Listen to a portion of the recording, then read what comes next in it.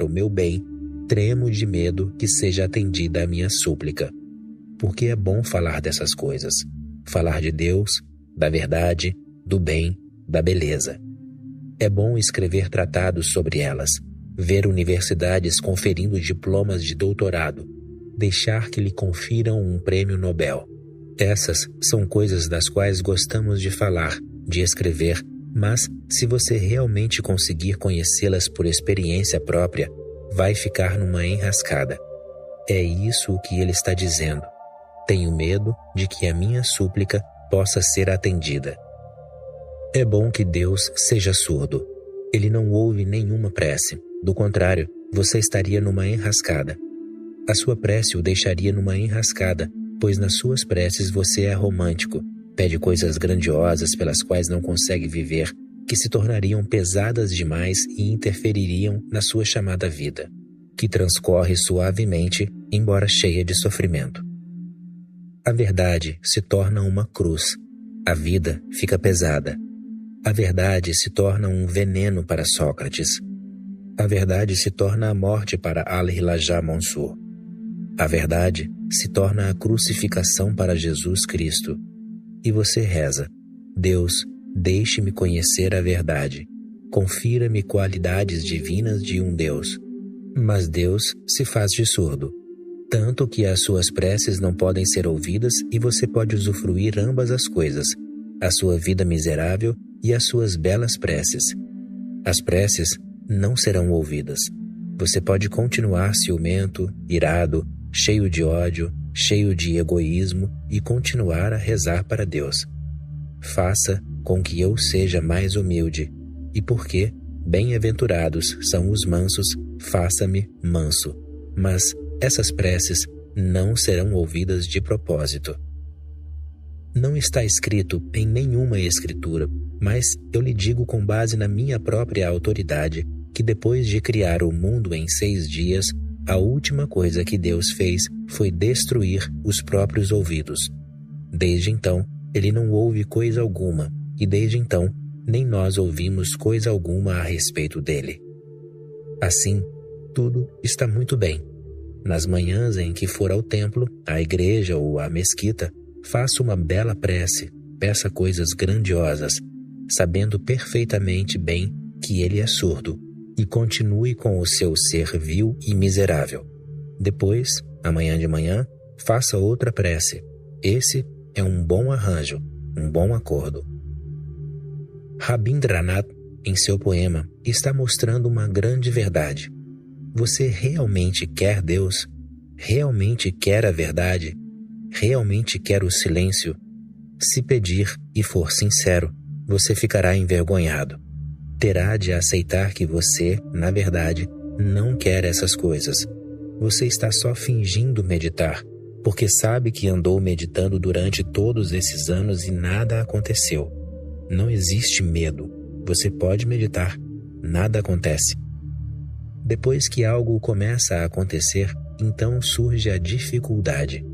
Depois que algo começa a se desenvolver na sua vida, algo que não está se desenvolvendo no coração da multidão que o cerca, você passa a ser um estranho, um estrangeiro. E a multidão nunca perdoa os estranhos. A multidão nunca perdoa os forasteiros. Ela os destrói. Tem de destruí-los apenas para ter paz de espírito. Um homem como Jesus é um aborrecimento constante, pois ele o lembra de que você pode ter a mesma beleza, a mesma graça, a mesma verdade, e isso dói. Ele faz com que você se sinta inferior, e ninguém quer se sentir inferior. E só existem 2 jeitos de não se sentir inferior. Um é tornar-se superior. Esse é o jeito difícil, que demora mais, é perigoso, pois você terá de andar sozinho. O jeito mais simples é destruir esse homem superior. Toda a multidão é composta de pessoas iguais. Ninguém é superior e ninguém é inferior. Todos são ladinos, são enganadores. Todos são criminosos à sua própria moda. Todos são ciumentos, ambiciosos. Eles estão todos no mesmo barco e falam a mesma língua. E ninguém faz nenhum alvoroço por causa da verdade, por causa de Deus, por causa da meditação. As pessoas são felizes sem alguém como o Gautama Buda, sem alguém como Sócrates, sem alguém como o Zaratustra, porque essas pessoas são como os picos elevados das montanhas e você parece tão minúsculo como um pigmeu. Isso dói. Dizem que os camelos nunca chegam perto das montanhas. Eles preferem viver no deserto, porque no deserto eles são as montanhas ambulantes, mas perto das montanhas eles parecem formigas, e isso dói. O jeito mais fácil é esquecer tudo sobre as montanhas, dizer: essas montanhas não passam de mitologia, de ficção. A realidade é o deserto. Por isso você gosta do deserto, gosta do seu ego e também gosta de rezar. Deus, por favor, livre-me do ego, faça de mim uma pessoa mais humilde, sabendo perfeitamente bem que ele não vai ouvir, que nenhuma prece é atendida. Você pode rezar por qualquer coisa sem medo, pois continuará igual e também terá a satisfação de rezar por coisas grandiosas. É por isso que as pessoas, sem se tornar religiosas, tornam-se cristãs, tornam-se hindus, tornam-se muçulmanas. Elas não são pessoas religiosas coisa nenhuma. Essas são estratégias para que não precisem se tornar religiosas. A pessoa religiosa é simplesmente religiosa. Ela não é nem hindu, nem muçulmana, nem cristã, nem budista. Não há necessidade. Ela é confiante, é sincera, é compassiva, é amorosa, é humana. Tão humana que é quase uma representação do divino na Terra. Caminhos para a liberdade. Rebelde é aquele que não reage contra a sociedade, é aquele que compreende todo o jogo e simplesmente cai fora dele. O jogo passa a não fazer sentido para ele. Ele não é contra o jogo, e essa é toda a beleza da rebelião. Trata-se de liberdade. O revolucionário não é livre. Ele está o tempo todo lutando contra algo. Como pode haver liberdade na reação? Liberdade significa compreensão. A pessoa compreende o jogo e, ao ver que ele é um modo de impedir a alma de crescer, um modo de não permitir alguém de ser quem é, ele simplesmente o abandona sem que ele deixe marcas na sua alma. A pessoa perdoa e esquece, seguindo em frente, sem nada que aprenda a sociedade em nome do amor ou em nome do ódio. A sociedade simplesmente desaparece para o rebelde. Ele pode viver no mundo ou pode sair dele, mas não pertence mais a ele. É um forasteiro. O camelo, o leão, a criança. O ser humano não nasce perfeito. Ele nasce incompleto. Nasce como um processo. Nasce na estrada como um peregrino. Essa é a sua agonia e o seu êxtase também. Agonia porque ele não pode descansar. Ele tem de seguir adiante. Tem sempre de seguir adiante. Ele tem de buscar e procurar e explorar. Tem de se transformar, porque o seu ser só se manifesta por meio do devir. O devir é o seu ser. Ele só pode ser se estiver em movimento. A evolução faz parte da natureza humana. A evolução é a sua própria alma. E aqueles que tomam a si mesmos como um fato consumado ficam insatisfeitos. Aqueles que acham que nasceram completos continuam involuídos. A semente continua semente. Nunca se torna uma árvore e nunca conhece as alegrias da primavera, o brilho do sol e a chuva e o êxtase da explosão em milhares de flores. Essa explosão é a realização. Essa explosão é que é Deus. A explosão em milhares de flores. Quando o potencial se torna o factual, só então o ser humano se sente realizado. O ser humano nasce como um potencial. Isso é exclusivo dele. Todos os outros animais nascem completos, nascem assim como vão morrer. Não existe evolução entre o nascimento e a morte deles. Eles seguem no mesmo plano. Nunca passam por nenhuma transformação. Nenhuma mudança radical jamais acontece na vida deles. Eles seguem na horizontal. A vertical nunca os invade. Se o ser humano também seguir na horizontal, ele perderá a sua humanidade. Não se tornará uma alma. É a isso que Gurdjieff se referia quando falava que nem todas as pessoas têm alma. É muito raro ver uma pessoa com alma. Ora, essa é uma afirmação muito estranha, porque, ao longo das eras, você tem ouvido dizer que você nasceu com alma. Gurdjieff diz que você nasceu apenas com o potencial de se tornar uma alma, não com uma alma verdadeira. Você tem um projeto, mas o projeto tem de ser executado. Você tem a semente, mas tem de buscar o solo, a estação, o clima adequado e o momento certo de rasgar a terra, de crescer. Seguindo na horizontal, você continuará sem alma.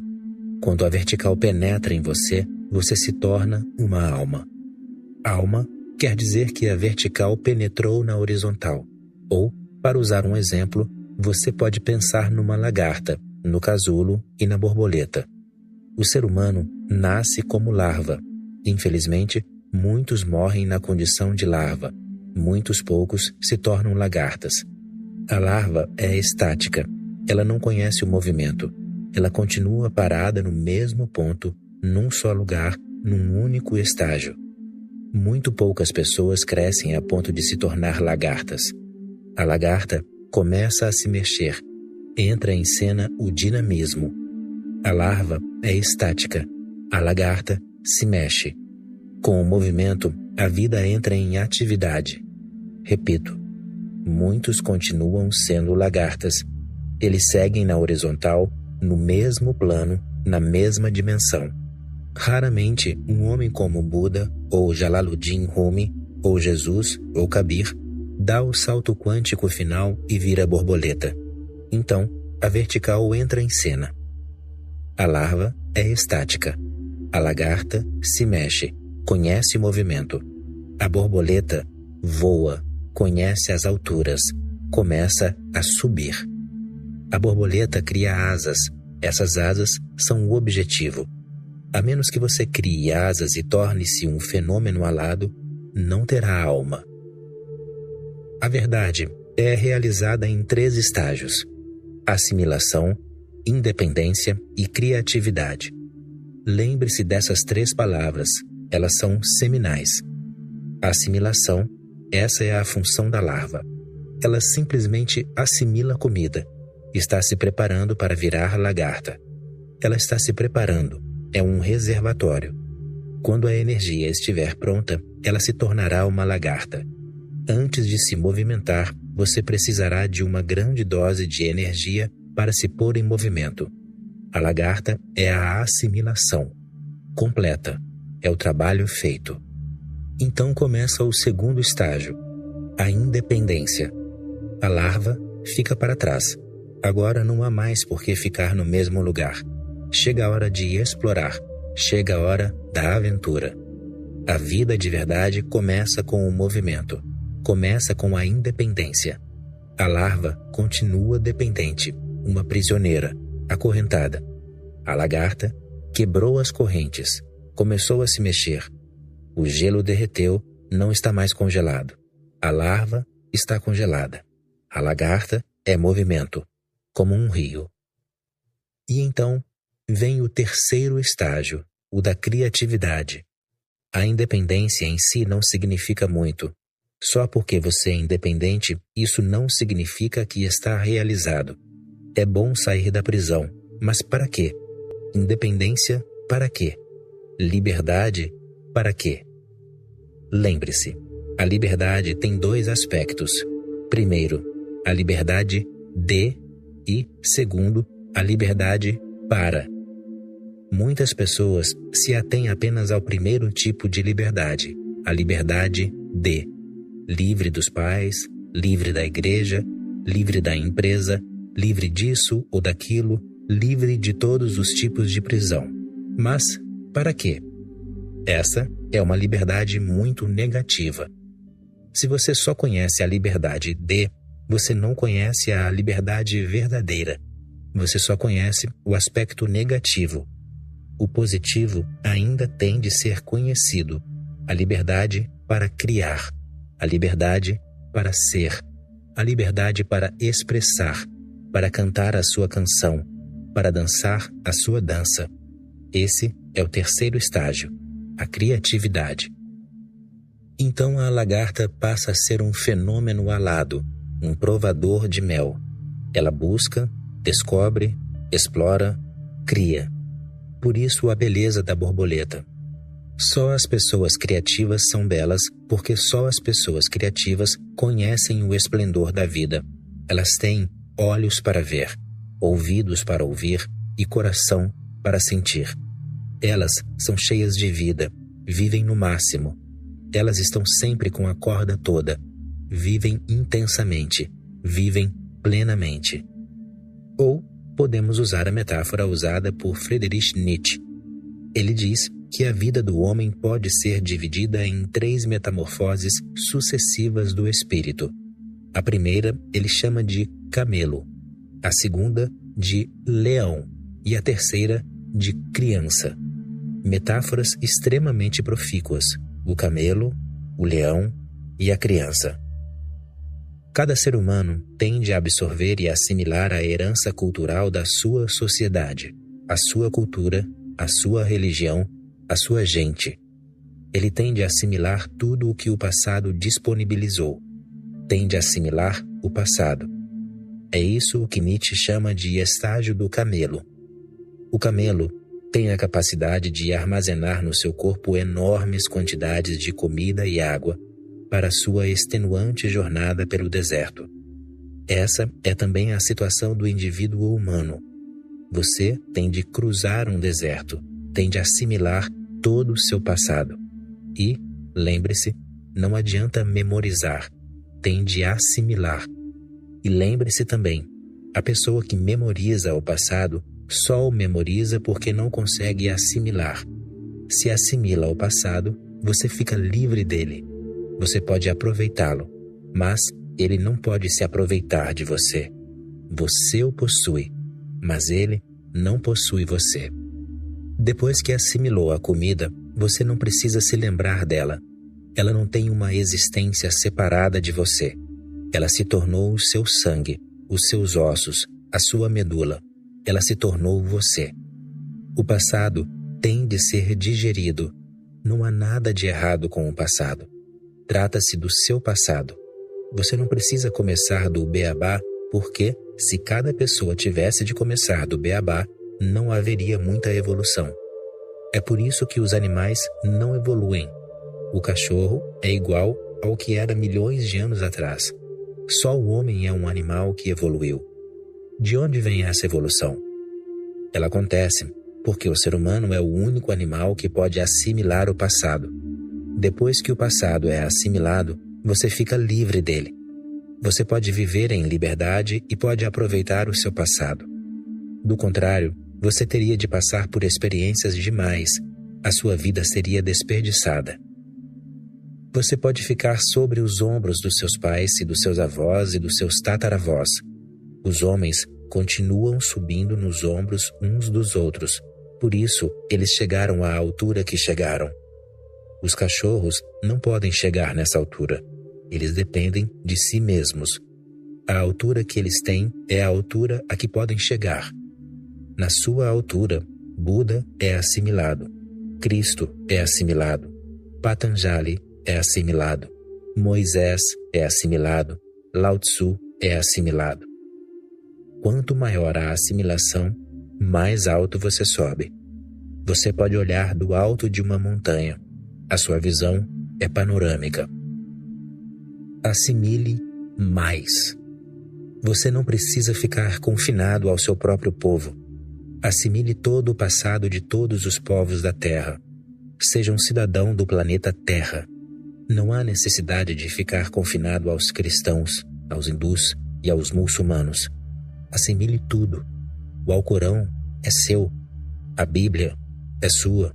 assim como o Talmud, os Vedas e o Tao Te Ching. Todos são seus. Assimile tudo e quanto mais assimilar, mais alto será o cume de onde você poderá olhar ao longe, e terras distantes e paisagens distantes passarão a ser suas. É isso que Nietzsche chama de estágio do camelo. Mas não se detenha nele. É preciso seguir adiante. O camelo é a larva. O camelo é aquele que acumula provisões. Mas, se você ficar parado nesse estágio e continuar a ser um camelo para sempre, então não conhecerá as belezas e as bênçãos da vida. Você nunca conhecerá Deus. Continuará preso ao passado. O camelo pode assimilar o passado, mas não pode aproveitá-lo. No curso do seu desenvolvimento pessoal, chega uma hora em que o camelo tem de se tornar leão. O leão segue em frente para destruir o gigantesco monstro conhecido como Tu Não Deves. O leão, no homem, ruge contra toda a autoridade. O leão é uma reação, uma rebelião contra o camelo. O indivíduo agora descobre a sua própria luz interior como a fonte suprema de todos os valores autênticos. Ele toma consciência da sua obrigação básica com relação à sua própria criatividade interior, com o seu potencial oculto interior. Alguns poucos continuam presos ao estágio do leão. Continuam rugindo e rugindo até ficar exaustos de tanto rugir. É bom virar leão, mas a pessoa ainda tem de dar mais um salto. E esse salto é virar criança. Ora, todos vocês já foram criança. Mas aqueles que sabem, eles dizem que a primeira infância é a falsa infância. É como a primeira dentição. Eles parecem dentes de verdade, mas não são. Eles têm de cair. Então, os dentes verdadeiros nascem. A primeira infância é uma infância falsa. A segunda infância é que é verdadeira. Essa segunda infância é chamada de estágio da criança ou estágio do sábio. Significa a mesma coisa. A menos que o homem torne-se absolutamente inocente, fique livre do passado, a ponto de não ser nem mesmo contra ele, lembre-se, a pessoa que ainda é contra o passado não é livre de verdade. Ela ainda tem alguns ressentimentos, algumas queixas, algumas feridas. O camelo ainda a assombra. A sombra do camelo ainda a segue. O leão está ali, mas ele ainda teme, de certa forma, o camelo. Teme que ele possa voltar. Quando o medo do camelo passa por completo, o rugido do leão cessa. Então, nasce a canção da criança. Eu gostaria que você analisasse esses 3 estágios de modo muito profundo e penetrante, porque eles são extremamente importantes. O estágio do camelo, a assimilação, é assim como uma criança no útero, que não faz nada além de assimilar. Só se alimenta da mãe, cresce e se prepara para a arremetida final para o mundo. Nesse momento, não existe mais nada que a criança possa fazer. Durante 9 meses, no útero da mãe, ela só dorme e come. Come e dorme. Tudo o que ela faz é dormir e comer. Essas são as suas 2 únicas funções. Mesmo depois que a criança nasce, durante meses ela continua fazendo a mesma coisa, comendo e dormindo. Bem lentamente, ela começa a dormir menos e a comer menos também. Ela está pronta para se tornar um indivíduo. E, no momento em que a criança está pronta para se tornar um indivíduo, a desobediência entra em cena. A criança começa a dizer não e, aos poucos, deixa de dizer sim.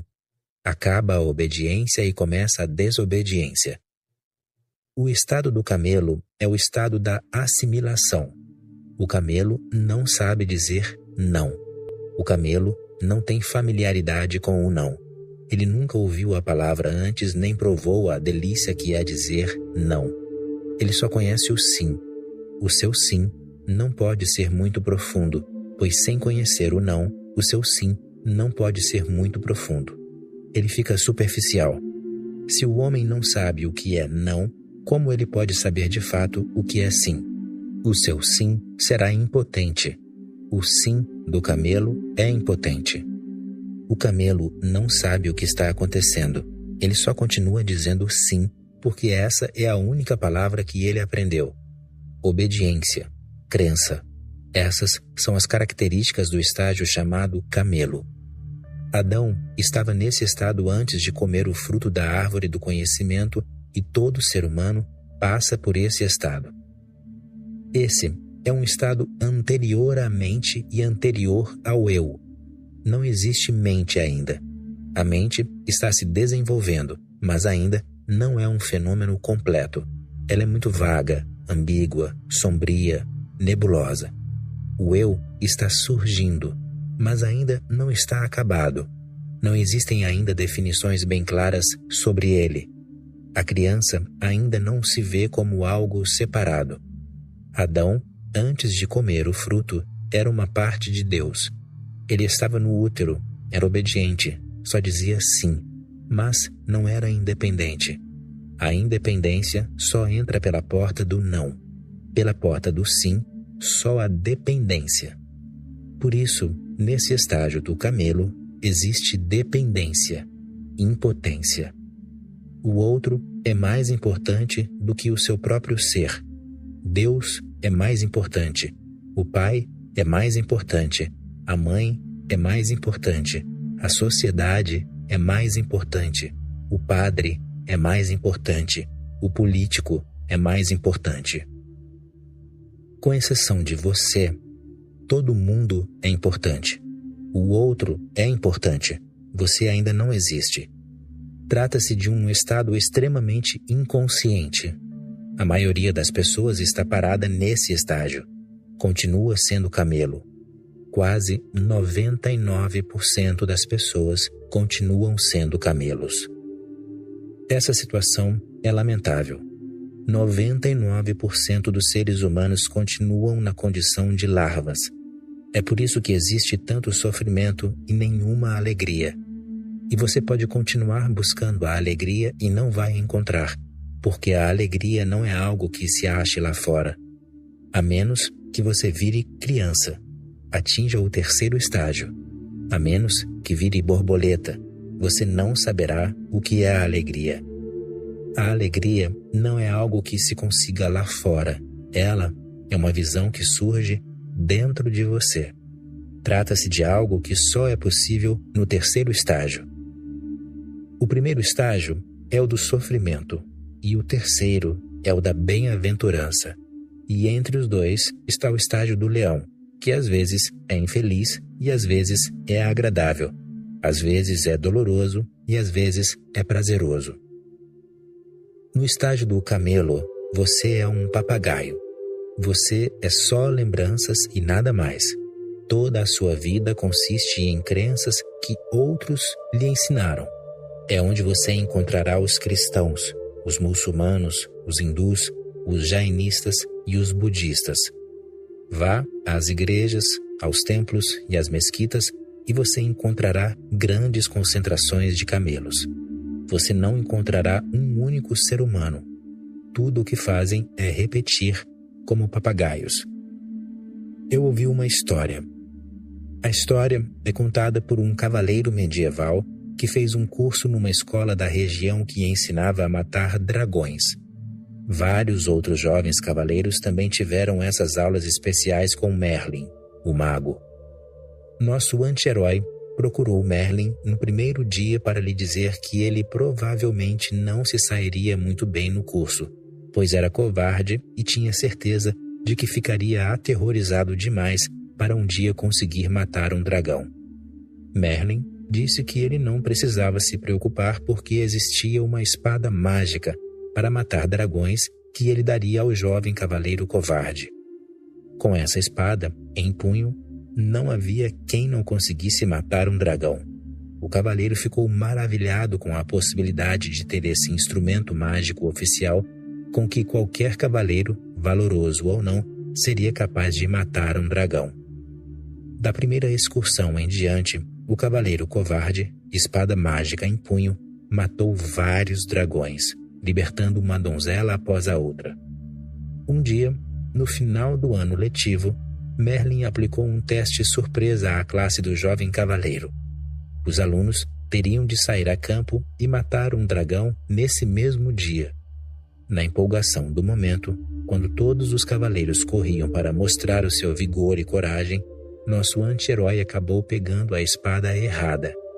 Logo, ele achou a boca de uma caverna em que deveria libertar uma donzela aprisionada. O seu raptor, cuspindo fogo pelas ventas, precipitou-se para fora da caverna. Sem saber que tinha pego a espada errada, o jovem cavaleiro empunhou a espada, preparando-se para derrotar o dragão que investia contra ele. Quando estava prestes a desferir o golpe, notou que não estava com a espada certa. Nada de espada mágica, apenas uma espada comum, usada apenas pelos bons cavaleiros. Era tarde demais para voltar atrás. Ele brandiu a espada com um volteio ensaiado e, para sua surpresa e satisfação, arrancou a cabeça de mais um dragão. Ao voltar para a sala de aula, com a cabeça do dragão amarrada no cinto, a espada na mão e a donzela na garupa, o cavaleiro correu para contar a Merlin sobre o seu engano e a sua inexplicável recuperação. Merlin riu ao ouvir a história do jovem cavaleiro. Então disse ao aluno: "Achei que você adivinharia agora. Não existem espadas mágicas, nem nunca existiram.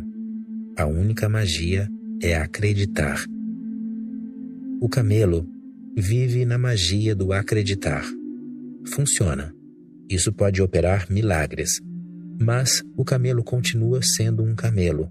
Não há crescimento. As pessoas que rezam nos templos e nas igrejas estão sob a influência da crença. Elas não sabem quem é Deus. Nunca sentiram nada que se parecesse com isso. Elas só acreditam. A magia da crença continua fazendo algumas coisas por elas, mas tudo não passa de tapeação, uma espécie de mundo dos sonhos. Elas não estão livres da inconsciência, livres do sono.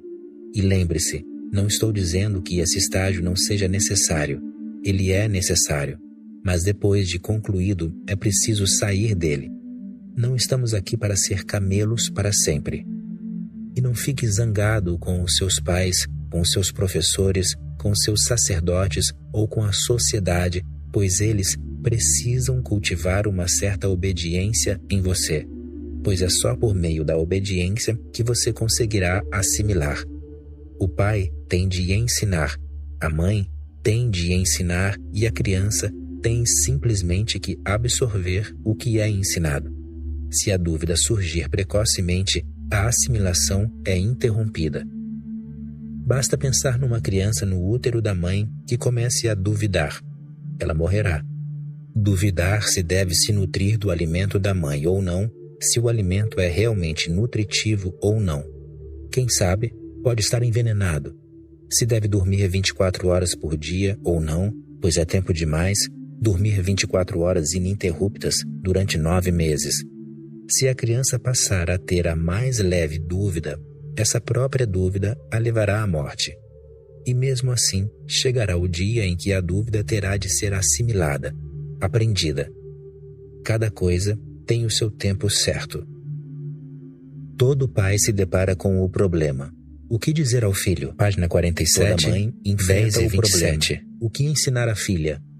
Todo professor se preocupa. Uma mente controlada deve transmitir à nova geração. Ela ouve falar de liberdade, entende como licenciosidade. Muitos picos de entendimento, uma mente controlada, sempre que ela ouve falar de liberdade, entende como licenciosidade. Tem de ser camelo, alguém que só diz sim, que acredita em tudo o que lhe dizem, que assimila, digere. No entanto, esse é só o começo da jornada, não é o fim. O segundo estágio é difícil. O primeiro estágio, a sociedade lhe dá. É por isso que existem milhões de camelos e muito poucos leões. A sociedade o abandona quando você vira um camelo perfeito. Depois disso, a sociedade não pode fazer mais nada. É nesse ponto que a tarefa da sociedade acaba, a tarefa da escola, da faculdade, da universidade. Ela faz de você um camelo perfeito, com um diploma na mão. O leão você tem de se tornar por si mesmo. Lembre-se, se não decidir se tornar um leão, você nunca se tornará um. Esse risco tem de ser tomado pelo indivíduo. Trata-se de um jogo de azar, e é muito perigoso também, pois, ao virar um leão, você passa a incomodar todos os camelos à sua volta, e os camelos são animais pacíficos. Eles estão sempre dispostos a fazer concessões. Eles não querem ser perturbados, não querem nada novo acontecendo neste mundo, pois tudo o que é novo perturba. Eles são contra os revolucionários e os rebeldes.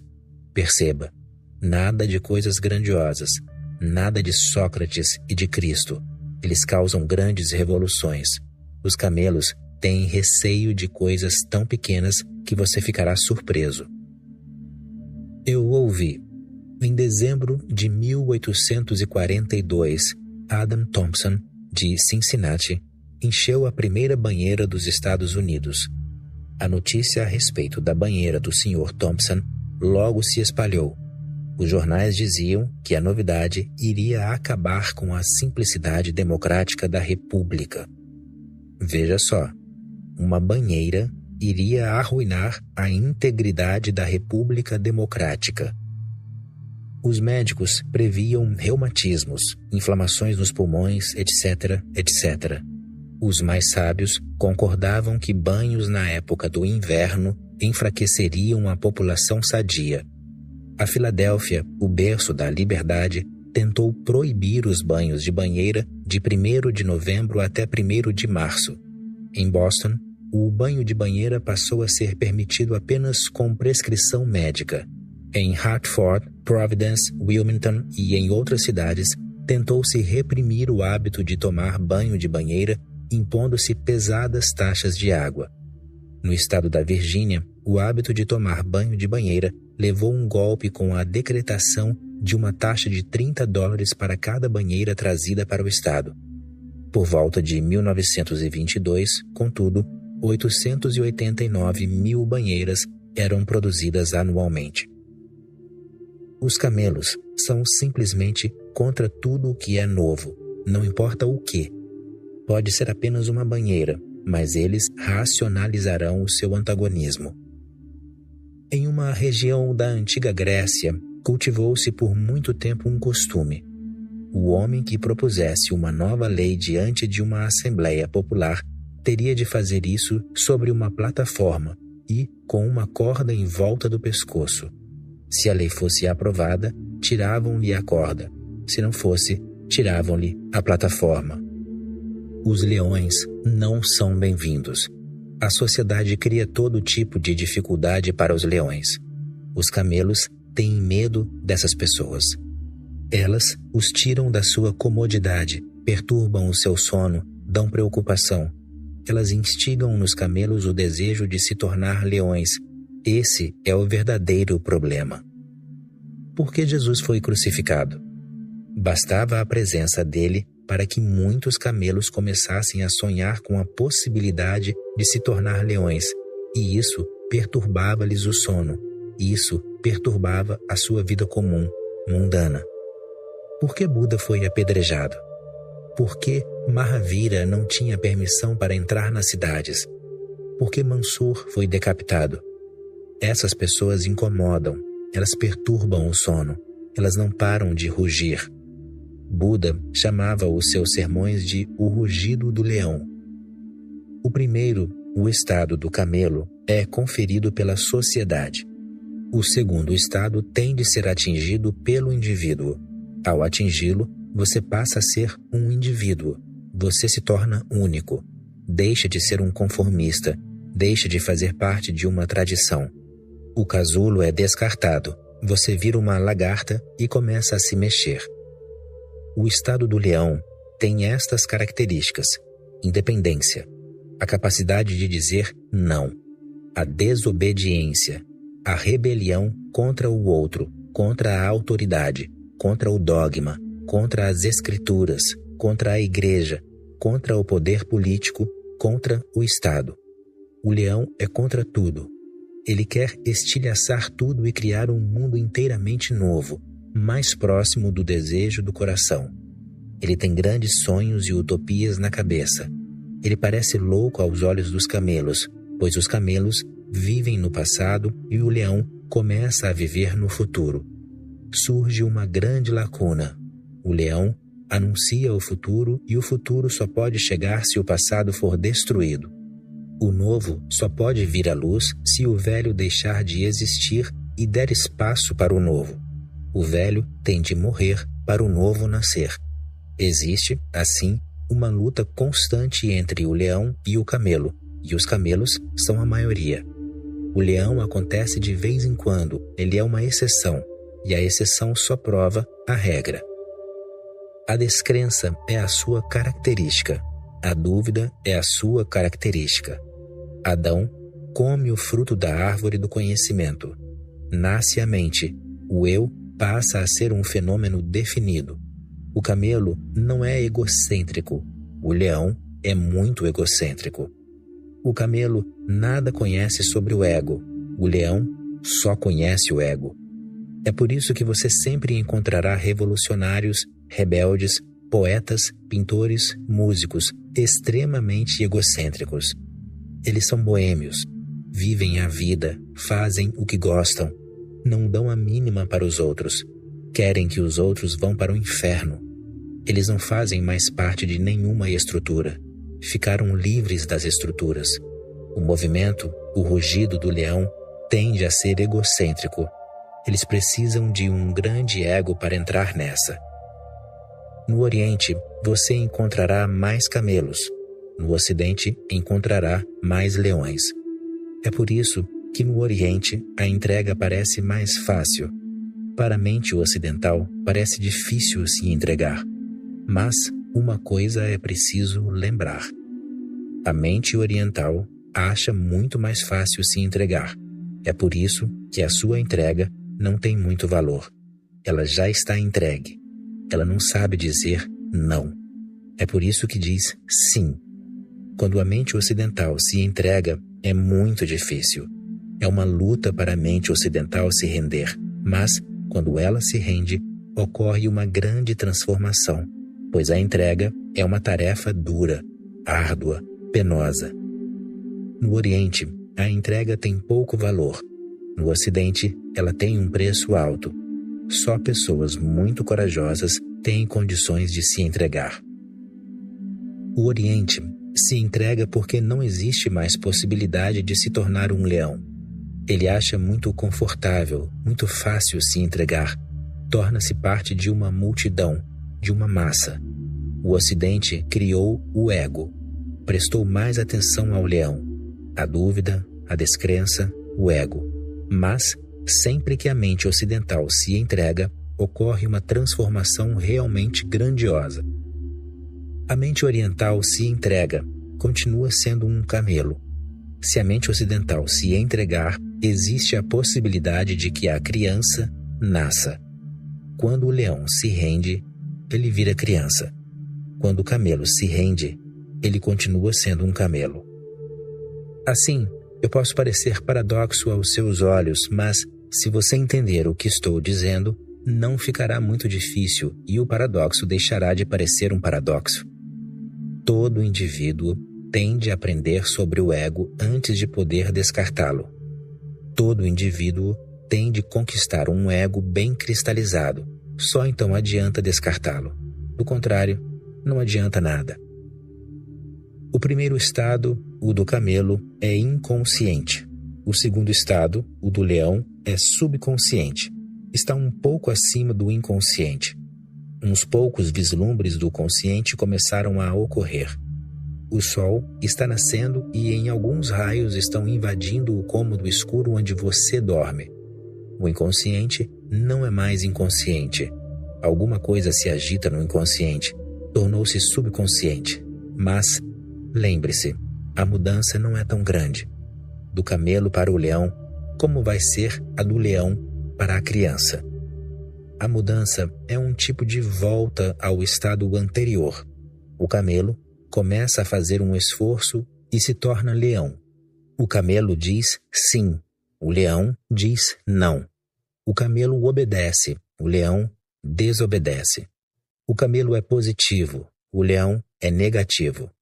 É preciso entender que o camelo disse sim por vezes demais e tem de continuar se negando a dizer não. O não vai se acumulando e chega o ponto em que o não quer se desforrar do sim. A parte negada quer tirar a desforra. Então, a roda toda gira. O camelo fica de cabeça para baixo e se torna o leão. A diferença entre o camelo e o leão é grande, mas ambos existem no mesmo plano. O casulo fica parado num só lugar. A lagarta começa a se mexer. Na mesma terra, no entanto. Surge o movimento, mas o plano é o mesmo. A primeira coisa é dada pela sociedade. O fato de você ser um camelo é uma dádiva da sociedade. Ser um leão é uma dádiva que você concede a si mesmo. A menos que se ame, você nunca será capaz de fazer isso. A menos que você queira se tornar um indivíduo único por direito próprio, a menos que você assuma o risco de ir contra a corrente, você não será capaz de se tornar um leão. Mas, se você entender o mecanismo, é no próprio âmago do camelo que o leão é criado. Vezes sem conta, dizendo sim e negando o não. O não começa a se acumular e chega um dia em que a pessoa fica cheia de dizer sim.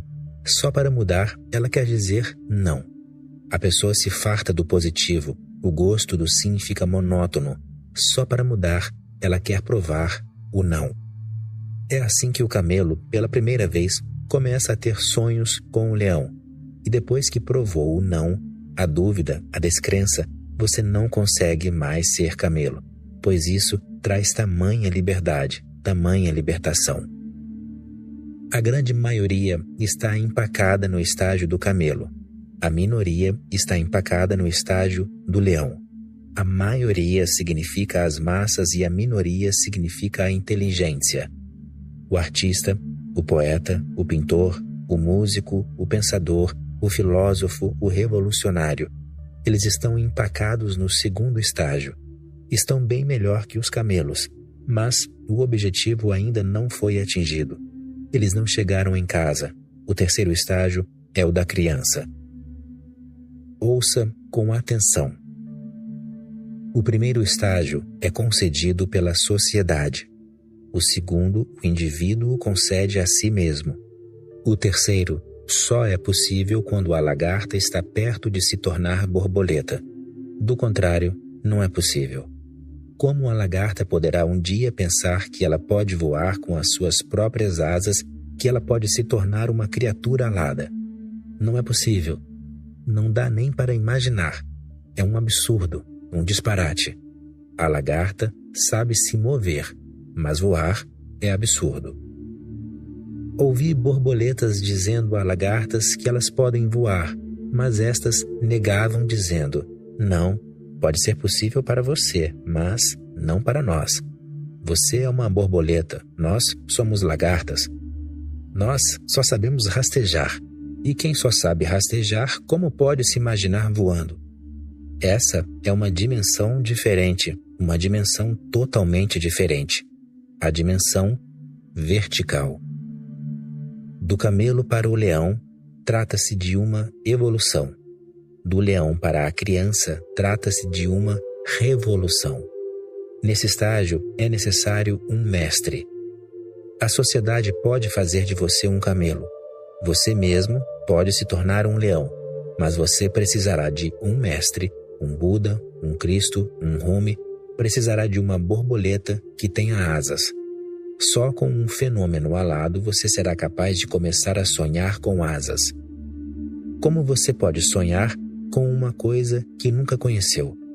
Você acha que uma tribo primitiva que vive em algum lugar do Himalaia pode sonhar com um carro? Eles nunca viram um, não podem sonhar com ele. O sonho só é possível se você já viu a coisa. Se você já viu Cristo, ou Buda, ou Bodhidharma, e sabe que isso acontece. E essas pessoas se parecem com você, e ainda assim não são como você. Elas têm o mesmo corpo, a mesma estrutura e, no entanto, algo do desconhecido invadiu-lhes o ser. O transcendente penetrou-as. O transcendente é muito palpável ali. Se você se aproxima delas com simpatia e amor, conseguirá ter pequenos vislumbres do seu céu interior. E depois que tiver visto esse céu interior, você começará a sonhar com ele. Um grande anseio surgirá em você. Como se tornar um fenômeno alado? Essa é a contaminação que ocorre do mestre para o discípulo. O terceiro fenômeno acontece por meio do mestre. A criança significa criatividade, interdependência. O primeiro estágio do camelo era dependência. O segundo estágio era independência. Mas na inocência, a pessoa descobre que não existe nem dependência nem independência. A vida é interdependência. Todos somos dependentes uns dos outros. Somos todos uma coisa só. Surge o senso do todo, nem o eu, nem o você, nem a fixação no sim, nem no não, nem a obsessão por dizer sempre sim, nem de dizer sempre não. Há mais fluidez, mais espontaneidade, nem obediência nem desobediência, mas espontaneidade. Nasce a responsabilidade. A pessoa responde à existência, não reage ao passado e não reage ao futuro. O camelo vive no passado. O leão vive no futuro. A criança vive no presente, no aqui e agora. O camelo é pré-mental. O leão é mental. A criança é pós-mental. O camelo é pré-egóico. O leão é egóico. A criança é pós-egóica. Esse é o significado do estado de não-mente. Os sufis o chamam de fana. O ego desaparece, o outro também.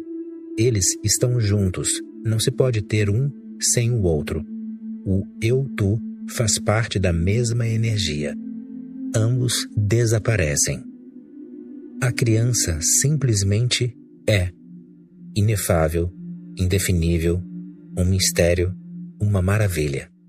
O camelo tem memória, o leão tem compreensão e a criança tem sabedoria. O camelo ou é cristão, ou é hindu, ou é muçulmano, é teísta. O leão é ateísta e a criança é religiosa. Nem teísta, nem ateísta, nem hindu, nem muçulmana, nem cristã, nem comunista. Só uma simples religiosidade, a qualidade do amor e da inocência.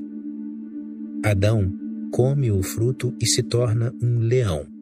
Adão, antes de comer o fruto da árvore do conhecimento, é um camelo. E, quando Adão regurgitar o fruto, descartar o conhecimento, ele se torna criança.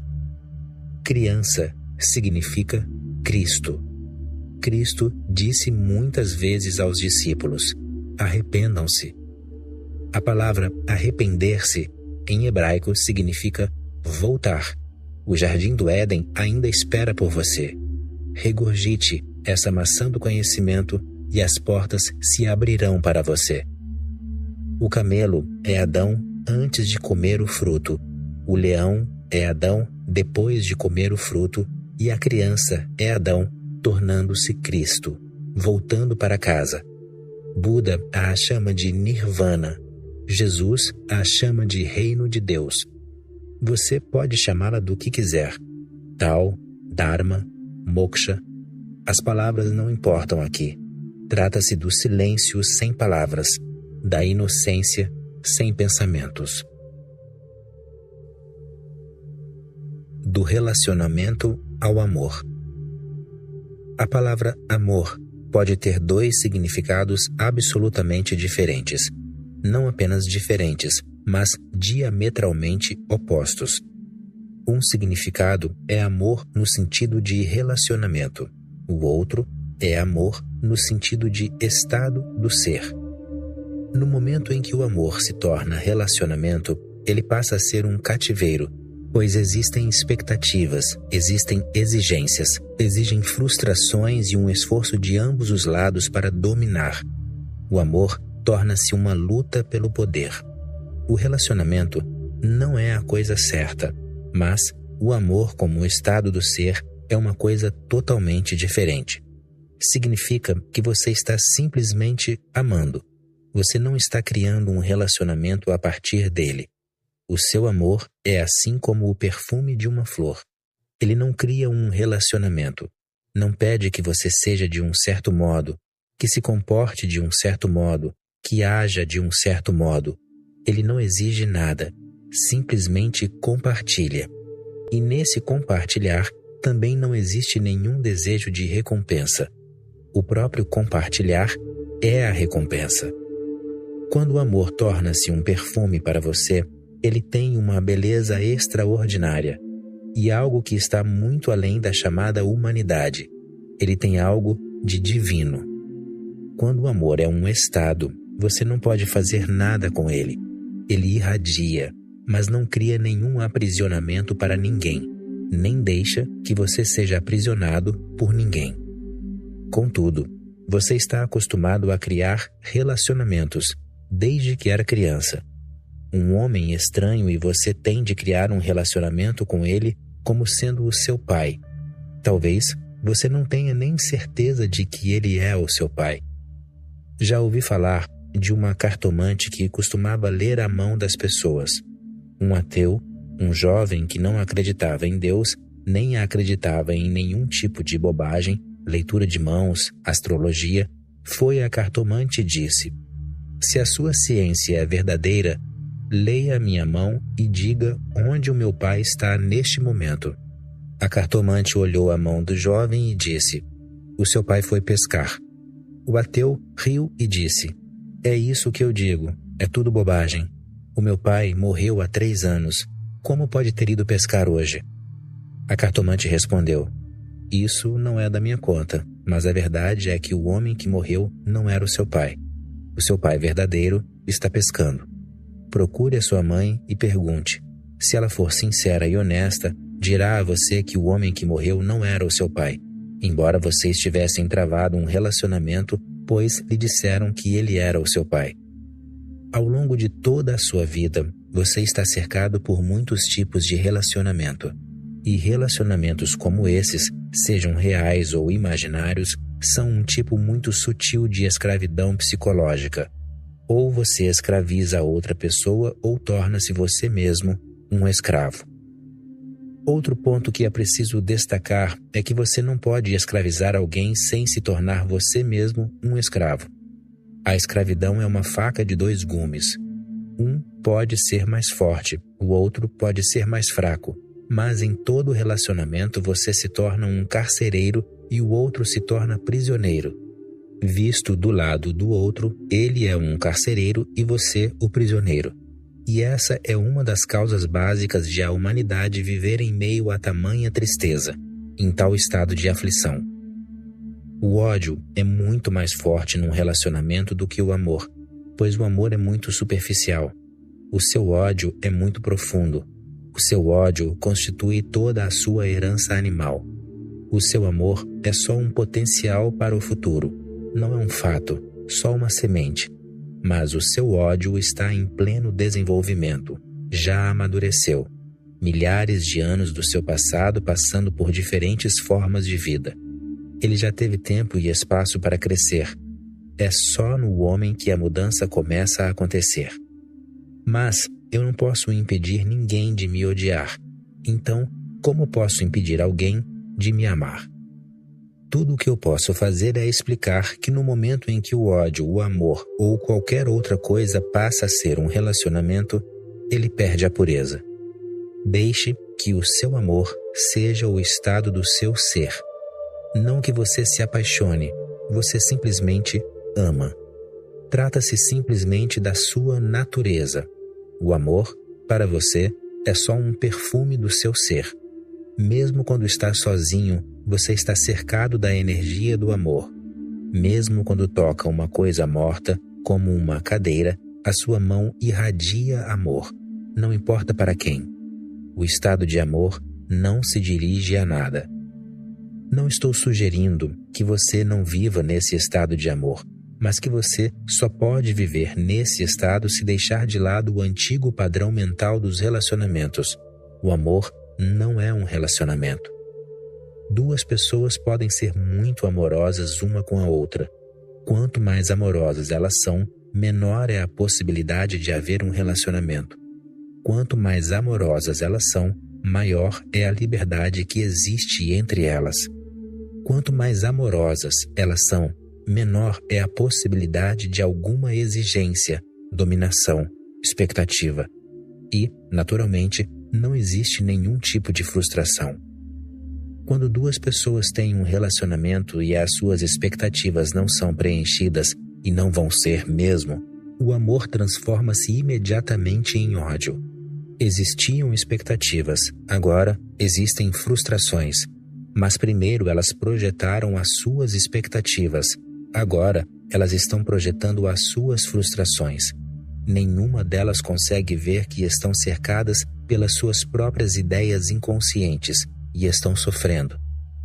Assim como no tempo em que imaginavam se amar, apreciavam uma a outra sem conhecer uma a outra absolutamente, agora elas condenam uma a outra. É por isso que eu quero que você se lembre. Não tenha expectativas. Ame porque o amor é o seu próprio crescimento interior. O seu amor ajudará você a crescer em direção à luz, em direção a mais verdade, a mais liberdade. Mas não comece um relacionamento. Lembre-se apenas de uma coisa. O amor é capaz de destruir todo o resto. Simplesmente não deixe que ele se torne um relacionamento. Assim, o amor desaparecerá e, em nome do amor, surgirá a dominação, a política. Os problemas, então, só começarão a aumentar. Eu sou contra todos os tipos de relacionamento. Por exemplo, não gosto da palavra amizade, mas gosto da palavra amigo. Ser amigo é uma qualidade sua. A amizade também se torna um relacionamento. Não existe, assim, nada de errado com o amor. Na verdade, sem o amor, tudo está errado. Mas o amor é tão valioso que ele precisa ser protegido de todo tipo de poluição, de contaminação, de qualquer tipo de envenenamento. O relacionamento o contamina. Quero que o mundo consista em indivíduos. Até mesmo o uso da palavra casal me agride. Você tem de destruir dois indivíduos e um casal não é uma coisa bonita. Deixemos que o mundo se componha de indivíduos e sempre que o amor brotar espontaneamente, cante com ele, dance com ele, viva-o. Não crie correntes que o prendam a ele. Nem tente prender alguém num cativeiro. Nem deixe que ninguém prenda você num cativeiro. Um mundo composto apenas de indivíduos será um mundo verdadeiramente livre. Uma das maiores necessidades do homem é ser necessário. Por isso, não consigo conceber um tempo em que o amor não existirá mais. Enquanto existirem seres humanos, o amor continuará sendo a mais preciosa das experiências. Trata-se de algo que está disponível na Terra, mas que não pertence à Terra. Ele dá a você asas para voar, assim como uma águia cruzando o céu. Sem amor, você fica sem asas, mas pelo fato de ser um alimento e uma necessidade, surgiram muitos problemas em torno dele. Você quer que o seu amante ou bem-amado esteja à sua disposição amanhã também. Hoje foi bonito e você está preocupado com o amanhã. Por isso surgiu o casamento. Trata-se apenas do medo de que talvez amanhã o seu amante ou bem-amado possa deixar você. Então, façamos um contrato diante da sociedade e da lei. Mas ele é vil, absolutamente vil, nojento. Fazer do amor um contrato significa que você está pondo a lei acima do amor. Significa que você está colocando o coletivo acima da individualidade e está se apoiando nos tribunais, nos exércitos, na polícia, nos juízes, para que o seu cativeiro seja absolutamente garantido e seguro. Amanhã pela manhã, nunca se sabe. O amor vem como uma brisa. Ele pode vir de novo, pode não vir. E quando ele não vem, só por causa da lei, por causa do casamento, por causa da preocupação com a respeitabilidade social, quase todos os casais do mundo caem na prostituição.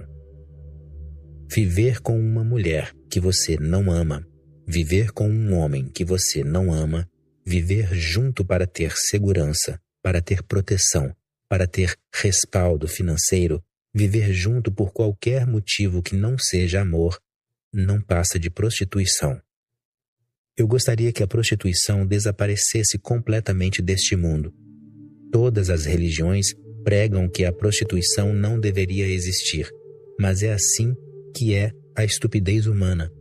Essas mesmas religiões que são contra a prostituição são a causa da prostituição, pois, por um lado, elas apoiam o casamento e, por outro, são contra a prostituição. O próprio casamento é uma prostituição. Se eu confio no meu amor, por que deveria me casar? A própria ideia de se casar é um sinal de desconfiança.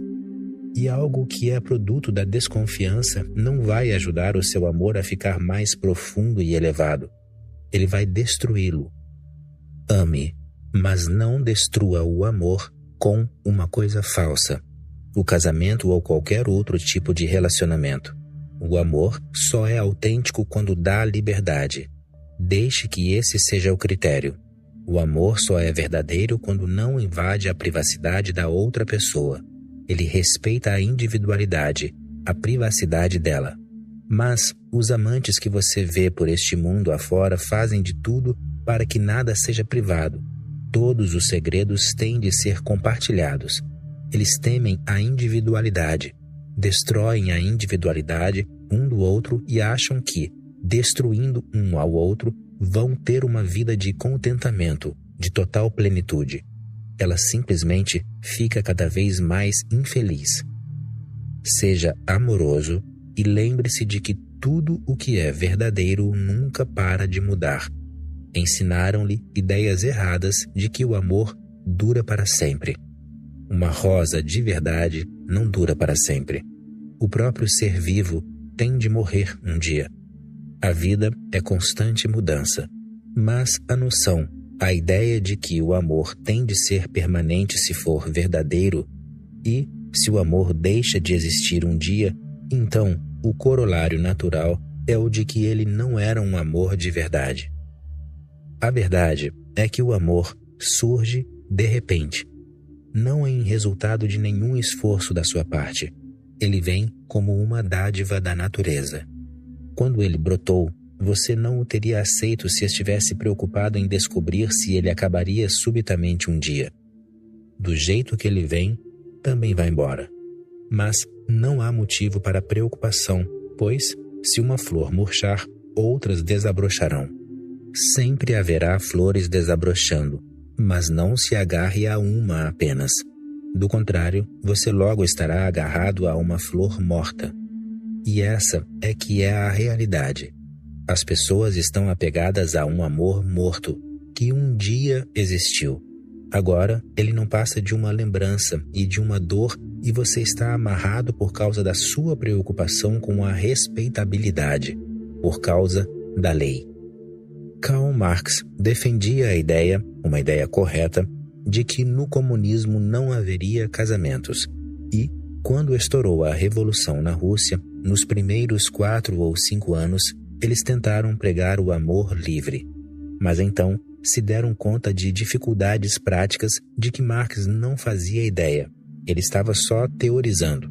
E a maior dificuldade era que, se não existisse casamento, acabaria a família. E a família é a espinha dorsal, a própria essência da sociedade, da nação. Se acaba a família, a nação não consegue continuar existindo. No período de apenas 5 anos, depois da Revolução, o Partido Comunista da Rússia mudou a ideia toda. O casamento passou a ser defendido outra vez. O divórcio passou a ser permitido, mas com muitas reservas. Criava-se todo tipo de obstáculo ao divórcio, de modo que a família pudesse continuar unida, pois eles estavam mais interessados, naquele momento, em fortalecer a nação. Sem a nação, não haveria políticos, não haveria governo, e depois disso, eles nunca mais falaram no fato de que uma das ideias básicas de Marx era de que o casamento surgira graças à propriedade particular. Portanto, quando a propriedade particular desaparecesse, o casamento também desapareceria. Ninguém falou mais nisso. Eu não quero que exista família, não quero que existam nações, não quero que o mundo seja dividido em partes. Quero um mundo composto de indivíduos livres, que vivam um amor espontâneo, que vivam em silêncio, cheios de alegria, sem condenar os prazeres, sem medo do inferno e sem esperar recompensas no céu, porque podemos criar o paraíso aqui. Temos todo o potencial para criá-lo, mas não o estamos usando. Pelo contrário, estamos criando todo tipo de obstáculo. Eu não sou contra o amor. Sou totalmente a favor dele. É por isso que sou contra relacionamentos, contra casamentos. Pode ser que duas pessoas consigam viver a vida toda juntas. Ninguém está dizendo que você tenha de se separar. Mas essa vida em comum será fruto apenas do amor, sem que um interfira ou invada a individualidade do outro, a alma do outro. Essa é a dignidade da outra pessoa. Você pode ser amoroso, você pode ser amor. E, se você está simplesmente amando, se você for simplesmente amor, então não existe possibilidade de que o amor se transforme em ódio. Pelo fato de não existir expectativa, não há como ficar frustrado. Mas estou falando do amor como um fenômeno espiritual, não como biologia. Biologia não é amor, é luxúria. A biologia está interessada na continuação das espécies. A ideia de amor é só uma sedução biológica. No momento em que faz amor com uma mulher ou com um homem, você descobre que o interesse acabou, pelo menos pelas próximas 24 horas. E isso depende da sua idade. À medida que vai ficando mais velho, são 48 horas, 72 horas. Chega um novo comandante a uma base da Legião Estrangeira Francesa e o capitão mostra a ele as instalações. Depois que deram uma volta por todo o lugar, o comandante olha para o capitão e diz: "Espere um minuto. Você não me mostrou aquela casinha azul ali adiante. Para que ela é usada?" O capitão respondeu: "Bem, senhor, veja bem, é ali que deixamos o camelo, sempre que um homem sente necessidade de uma mulher." "Basta!" exclamou o comandante enojado. Bem, 2 semanas depois, o próprio comandante começou a sentir falta de uma mulher. Ele procurou o capitão e disse: "Diga-me uma coisa, capitão," perguntou ele baixando a voz e olhando furtivamente para os lados. "Será que o camelo estará livre uma hora destas?" "Bem, deixe-me ver," respondeu o capitão, abrindo seu livro. "Ora, estará sim, senhor. O camelo estará livre amanhã à tarde, às 2 horas." "Anote aí o meu nome," pediu o comandante. Então, no dia seguinte, às 2 horas, o comandante se dirigiu à casinha azul e abriu a porta. Dentro, ele descobriu o camelo mais engraçadinho que já vira. Então, fechou a porta. O capitão ouviu um grande rugido e gritos. Então, correu e irrompeu dentro da cabana. Ele encontrou o comandante nu, coberto de lama e pelo de camelo. "Perdoe-me, senhor," disse o capitão, "mas não seria melhor fazer como os outros homens, subir no camelo e procurar uma mulher na cidade?" Da reação para a ação. A primeira coisa, e a mais fácil de entender, é que, seja lá o que você faça, nunca deve ser uma reação. Se for uma ação, então não há problema. A ação é sempre boa, a reação é sempre ruim. Então, procure primeiro entender esse termo reação. Significa que você está agindo inconscientemente. Alguém está manipulando você. Alguém diz alguma coisa, faz alguma coisa e você reage. O verdadeiro dono da situação é outra pessoa. Alguém aparece e insulta você e você reage, fica com raiva. Alguém aparece e elogia você e você sorri e fica feliz. Trata-se da mesma coisa. Você é um escravo e o outro sabe como mexer com você. Você está se comportando como um mecanismo. Você é um autômato, não é um ser humano ainda. Haja, não reaja. Não seja um fantoche na mão das pessoas. Você não pode prever o que fará uma pessoa que age a partir da não-mente. Só a mente é previsível. Se você está desperto, alerta, consciente, ninguém pode dizer que rumo a situação vai tomar. Ninguém pode dizer. 1001 alternativas se abrem para a consciência. A consciência é total liberdade, é espontânea, um ato, totalmente no presente, não é controlada por ninguém, nasce do próprio ser. Nós reagimos de acordo com os nossos condicionamentos. Se você nasceu numa família vegetariana e colocam comida não vegetariana sobre a mesa, você sente náuseas, enjoo. Não por causa da comida não vegetariana, mas por causa do seu condicionamento. Outra pessoa que tenha sido condicionada a comer carne sentirá prazer só de olhá-la. Sentirá apetite, não náusea. Ficará feliz, estimulada. Isso também é um condicionamento. Nós reagimos porque fomos condicionados de certa maneira. Você pode ter sido condicionado a ser muito educado. Pode ter sido condicionado a ficar calmo em situações em que as pessoas normalmente ficam agitadas e ensandecidas. Mas, se isso é um condicionamento, não tem nada a ver com religiosidade, não tem nada a ver com psicologia. E Buda ou Jesus não são os mestres nesse caso. B.F. Skinner e Pavlov, eles são os mestres. Trata-se de um reflexo condicionado. Ouvi a história de um novo camundongo que chega ao laboratório de B.F. Skinner. Os psicólogos continuam trabalhando com camundongos porque não dão nenhum crédito ao homem. Eles acham que se conseguem entender a mente de um rato, conseguem entender a humanidade. O velho camundongo, que estivera ali com Skinner durante muito tempo, instruiu o recém-chegado e disse: "Olhe, esse B.F. Skinner é um bom sujeito, mas você tem de condicioná-lo primeiro. Aperte este botão e imediatamente chega ao seu café da manhã.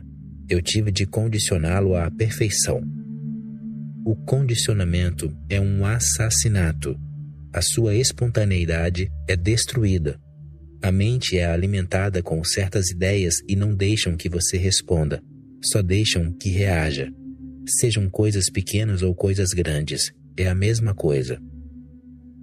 Se você foi criado numa família religiosa, a palavra Deus é bela, sagrada.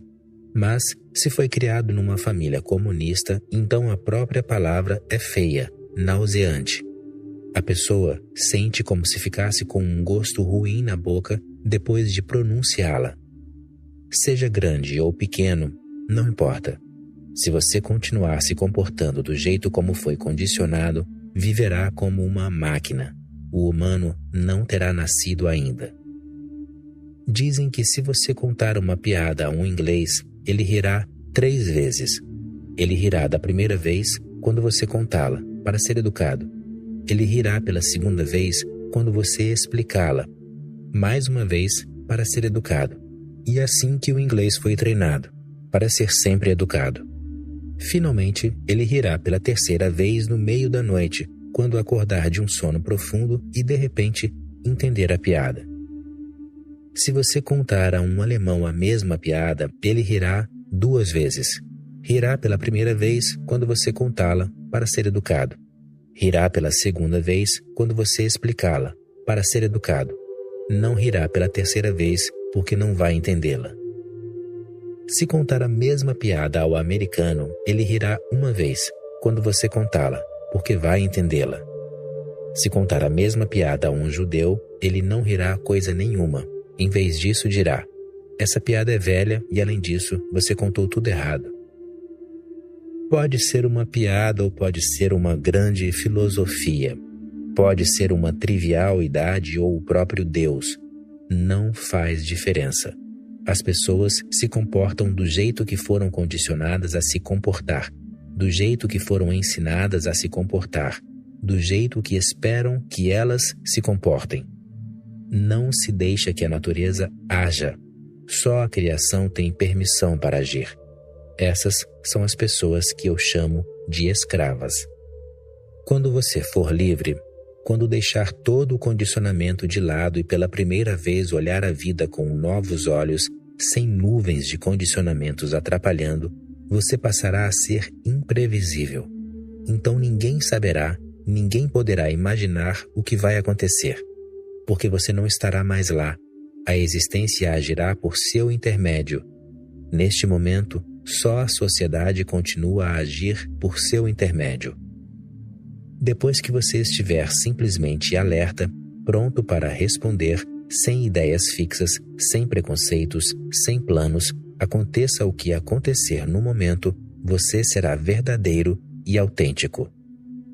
Lembre-se de duas palavras: autoridade e autenticidade.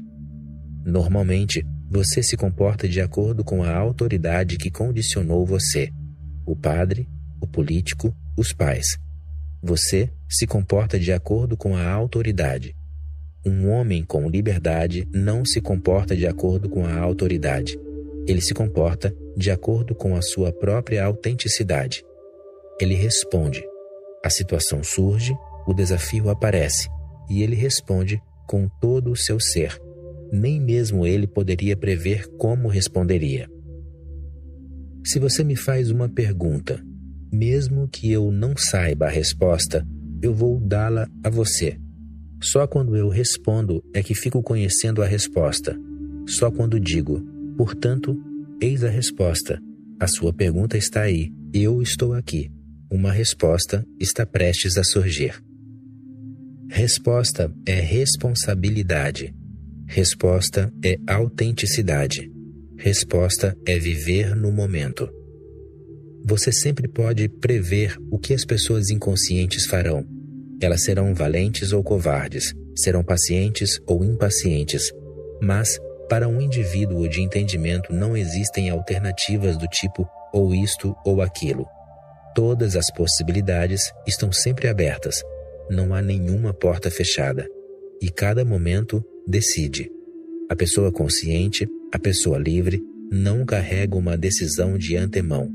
Ela não tem decisões prontas. Nova, virgem, ela vive. Ela não é corrompida pelo passado. Consciência é a chave. Se você fica consciente, todo o resto acontece. Não tente se tornar nada.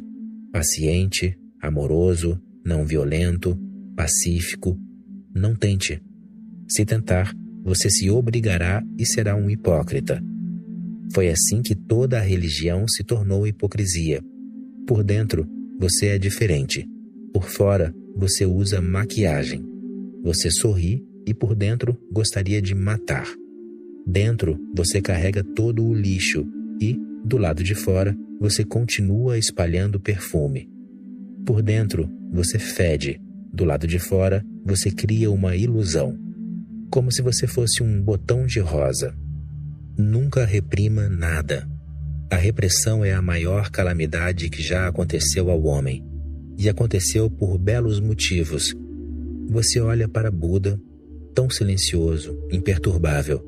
Surge a cobiça. Você também gostaria de ser assim. O que faz? Começa a tentar ser uma estátua de pedra. Sempre que surge uma situação que poderia perturbá-lo, você se reprime, controla-se. Controle é uma palavra feia. Não parece palavrão, mas é palavrão. Liberdade. E, quando digo liberdade, não quero dizer licenciosidade. você pode entender mal. Quando digo liberdade, você pode entender licenciosidade, pois é assim que as coisas são. Uma mente controlada, sempre que ela ouve falar de liberdade, entende como licenciosidade. A licenciosidade é o extremo oposto do controle. A liberdade está justamente no meio, exatamente no meio, onde não existe nem controle, nem licenciosidade. A liberdade tem a sua própria disciplina, mas ela não é imposta por nenhuma autoridade. Ela é fruto da consciência, da autenticidade. A liberdade nunca deve ser confundida com licenciosidade. Do contrário, você deixará de enxergar mais uma vez o ponto principal. A consciência traz liberdade. Na liberdade, não há necessidade de controle, porque não existe possibilidade de abuso. É por causa do abuso da liberdade que você tem sido obrigado a se controlar e, se você continuar abusando, a sociedade continuará controlando você. É por causa da sua licenciosidade que a polícia existe, assim como o juiz, o político e os tribunais, e eles continuarão obrigando você a se controlar. E, ao se controlar, você deixa de perceber o sentido de estar vivo, porque você deixa de perceber a celebração.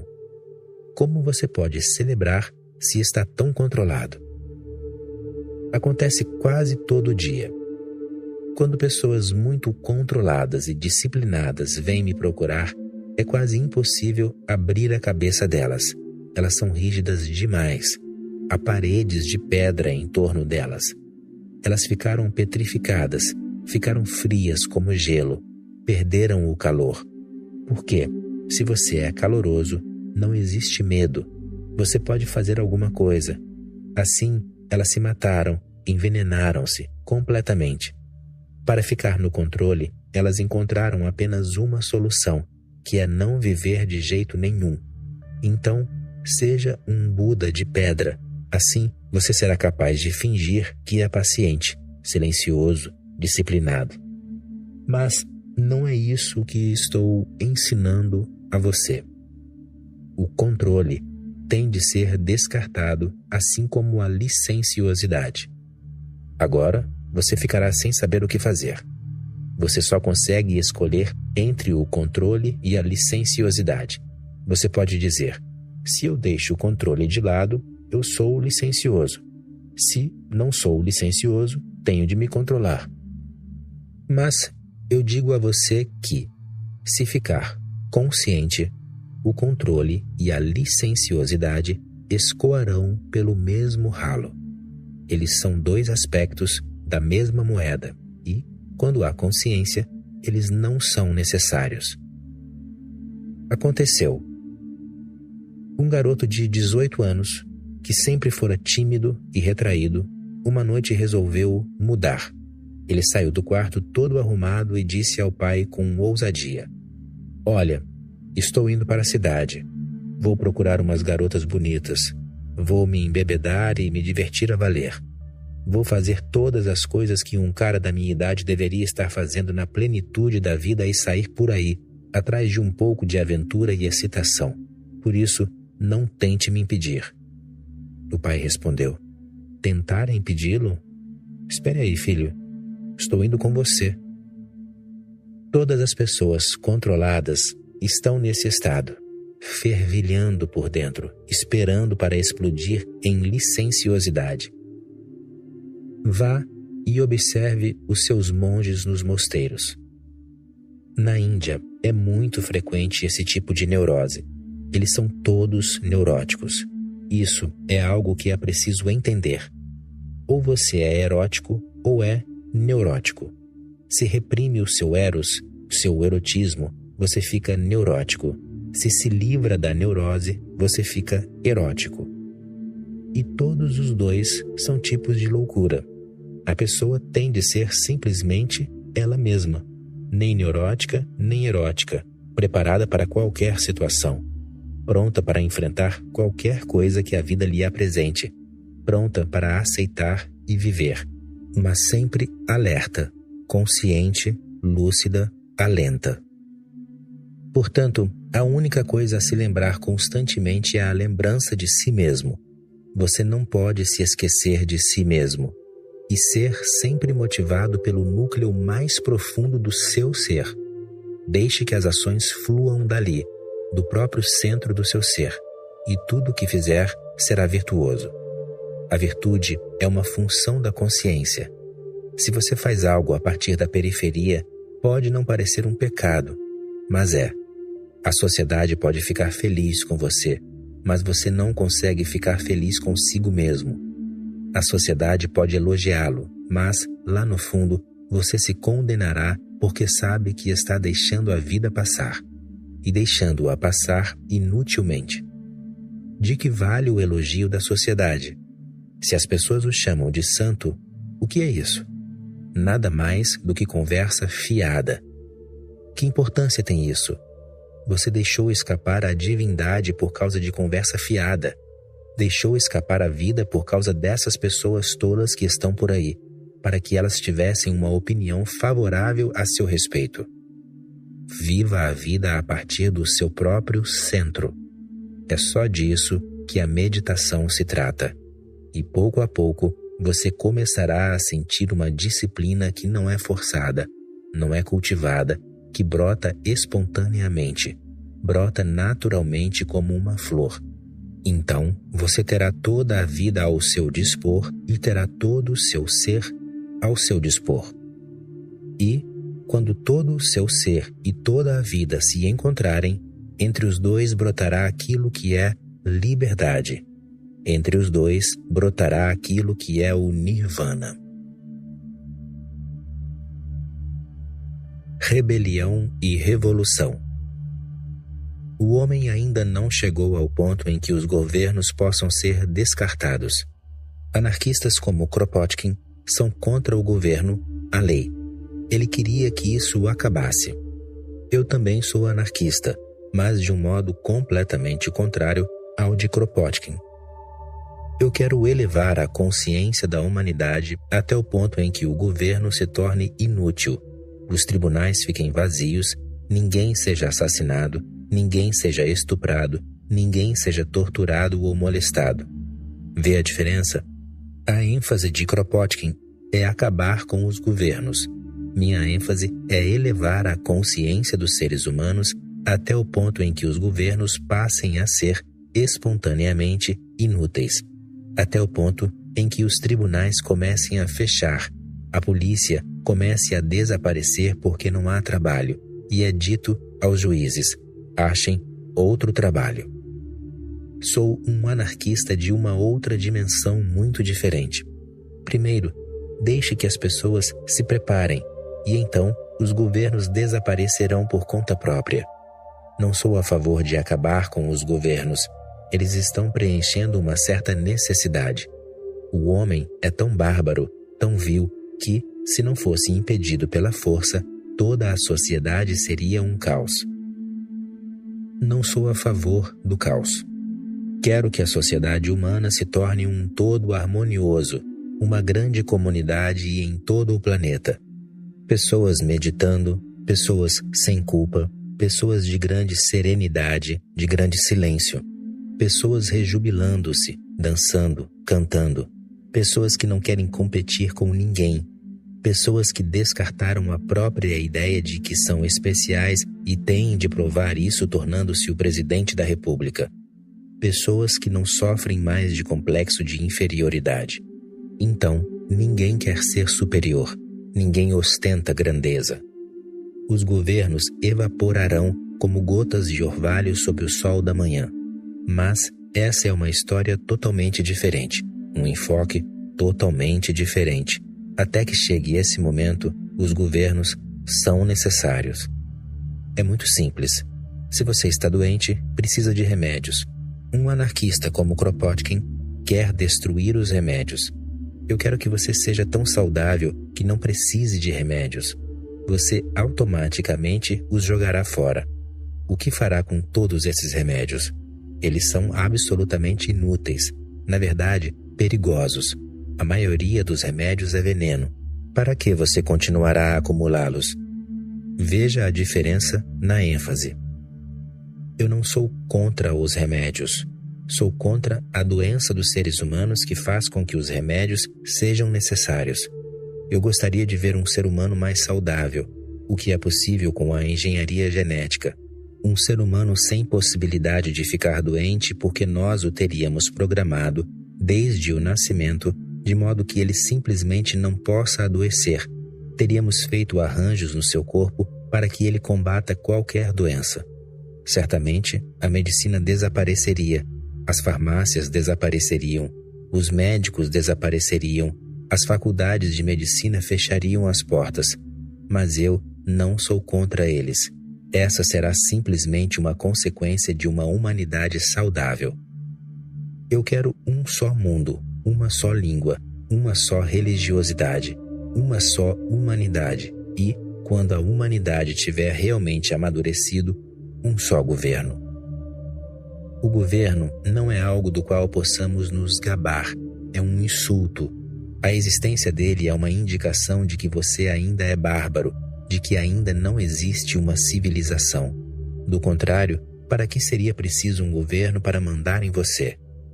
Se todos os crimes desaparecerem, se todos os medos de que outras pessoas possam explorar você, assassinar você, desaparecerem, o que você fará com toda essa burocracia do governo? Você não pode deixar que ele continue, pois ele é um fardo para a economia da nação. Um grande fardo, e vai ficar cada vez maior.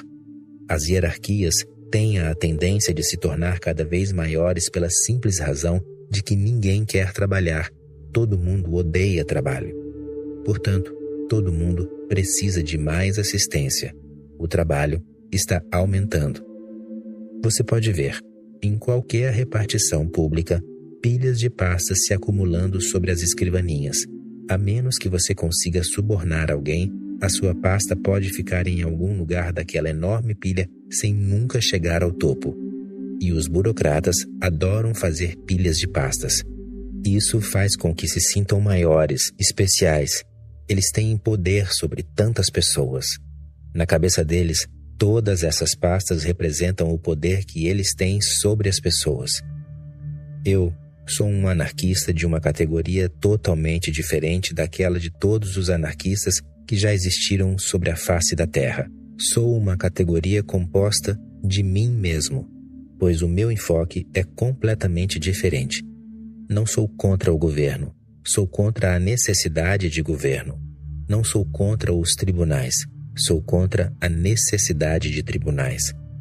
Algum dia, em alguma época, vejo a possibilidade de o homem ser capaz de viver sem nenhum controle religioso ou político, pois ele será uma disciplina em si mesmo. Há a história de um discípulo que vai ver o mestre e lhe pergunta se o homem é livre. O mestre diz ao discípulo para se levantar e tirar um dos pés do chão. O discípulo, de pé sobre uma perna, com a outra no ar, fica mais confuso ainda. Então, o mestre lhe pede para levantar o outro pé. Osho, você pode falar sobre a diferença entre liberdade para e liberdade de? A liberdade de é comum, mundana. O homem sempre tenta se livrar das coisas. Ela não é criativa. É um aspecto negativo da liberdade. A liberdade para é criatividade. Você tem uma certa visão que gostaria que se materializasse e quer liberdade para fazer isso. A liberdade de é sempre do passado e a liberdade para é sempre para o futuro. A liberdade para é uma dimensão espiritual, pois você está avançando para o desconhecido e talvez, um dia, para o incognoscível. Ela lhe dará asas. A liberdade de pode, no máximo, tirar as suas algemas. Ela não é necessariamente benéfica, e toda a história é uma prova disso. As pessoas nunca pensaram numa segunda liberdade como na que eu estou insistindo. Elas só pensaram na primeira, porque elas não têm a perspicácia de ver a segunda. A primeira é visível, correntes nos pés, algemas nas mãos. Elas querem se ver livres delas, mas e depois? O que vão fazer com as mãos? Você pode até se arrepender de ter pedido essa liberdade. Aconteceu no castelo da Bastilha, na Revolução Francesa. Tratava-se da mais famosa prisão francesa, reservada apenas para aqueles que tinham sido condenados à prisão perpétua. Portanto, a pessoa entrava na Bastilha viva, mas nunca saía dali viva. Só cadáveres saíam dali. E, quando colocavam no prisioneiro as algemas, as correntes, eles as fechavam e jogavam as chaves num poço dentro da Bastilha, porque elas não seriam mais necessárias. As fechaduras não seriam mais abertas. Então, para que serviriam as chaves? Havia mais de 5.000 pessoas nessa prisão. Para que guardar 5.000 chaves e mantê-las desnecessariamente? Depois que tivessem entrado nas suas celas escuras, elas ficariam ali para sempre. Os revolucionários franceses achavam, é claro, que a primeira coisa que tinham de fazer era libertar as pessoas da Bastilha. Era desumano colocar uma pessoa, por qualquer ato que fosse, numa prisão, numa cela escura, só para esperar pela morte, que poderia demorar 50, 60 anos. 60 anos de espera é uma tortura imensa para a alma. Não é uma punição, é uma vingança, uma revanche, pelo fato de essas pessoas terem desobedecido à lei. Não havia equilíbrio entre os seus atos e a punição. Os revolucionários abriram as portas e arrancaram as pessoas das celas escuras, e ficaram surpresos. Aquelas pessoas não estavam preparadas para sair das celas. É compreensível. Uma pessoa que viveu 60 anos na escuridão, o sol era demais para ela. Ela não queria sair para a luz. Os seus olhos tinham ficado sensíveis demais. E sair para quê? Ela tinha 80 anos agora. Quando entrou tinha 20. Toda a sua vida fora passada na escuridão. Essa escuridão se tornara o seu lar. E os revolucionários queriam que os prisioneiros fossem libertados. Quebraram as correntes, as algemas, porque não havia nenhuma chave.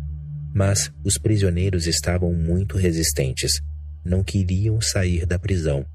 Diziam: vocês não entendem nossa situação. Um homem que ficou 60 anos nessas condições, o que fará lá fora? Quem lhe dará comida? Aqui, ele recebe comida e pode descansar numa cela escura e tranquila. Ele sabe que está praticamente morto. Lá fora, não será capaz de encontrar a esposa ou saber o que aconteceu a ela. Os seus pais já terão morrido. Os seus amigos já terão morrido ou podem ter se esquecido completamente dele. E ninguém lhe dará trabalho. Um homem que ficou 60 anos sem trabalhar, quem lhe dará um emprego? E um homem saído da Bastilha, onde ficavam os criminosos mais perigosos? Basta mencionar a palavra Bastilha para que ninguém lhe dê emprego. Por que vocês querem nos obrigar? Onde iremos dormir? Não temos casa. Já quase nos esquecemos de onde morávamos. Alguém já deve estar morando lá. Nossa casa, nossa família, nossos amigos, todo o nosso mundo mudou demais em 60 anos. Não vamos conseguir. Não nos torturem mais. Já fomos torturados o bastante. E o que eles estavam dizendo tinha lógica. Mas os revolucionários são uma gente teimosa. Eles não ouvem. Obrigaram os homens a sair da Bastilha, mas, ao cair da noite, quase todos já tinham voltado. Eles diziam: deem-nos comida, porque temos fome. Uns poucos chegaram no meio da noite e disseram: devolvam as nossas correntes, porque não conseguimos dormir sem elas. Já faz 50, 60 anos que dormimos algemados, com correntes nas pernas, na escuridão. Elas se tornaram parte do nosso corpo. Não podemos dormir sem elas. Devolvam as nossas correntes. E queremos também as nossas celas. Éramos perfeitamente felizes. Não imponha sobre nós a revolução de vocês. Somos pessoas pobres. Vocês podem fazer a sua revolução em outro lugar. Os revolucionários ficaram chocados. Mas esse episódio mostra que a liberdade não é necessariamente uma bênção. Você pode ver isso no mundo inteiro. Países se libertaram do domínio do Império Britânico, do Império Espanhol, do Império Português, mas a situação deles é muito pior do que na época em que eram escravos. pelo menos estavam acostumados com a sua escravidão. Tinham aberto mão das suas ambições, tinham aceitado a situação em que estavam como obra do destino. A liberdade da escravidão simplesmente provoca o caos. Toda a minha família participou da luta em favor da libertação da Índia. Todos eles estiveram na prisão. Isso atrapalhou os seus estudos. Ninguém pôde se formar numa universidade porque foram pegos antes que pudessem passar nos exames. Um ficou 3 anos na prisão, o outro ficou 4 anos.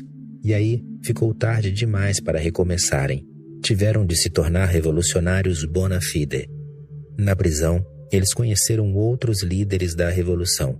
Então, toda a vida deles passou a ser dedicada à revolução. Eu era pequeno, mas costumava discutir com o meu pai, com os meus tios. Eu posso entender que a escravidão seja ruim. Ela desumaniza vocês, humilha vocês, degrada vocês, tirando a sua dignidade como ser humano. É preciso que ela seja combatida. Mas, para mim, o que interessa é saber o que vocês farão quando forem livres. A liberdade está clara. Eu não sou contra ela. O que eu quero saber e entender claramente é o que vocês vão fazer com a sua liberdade.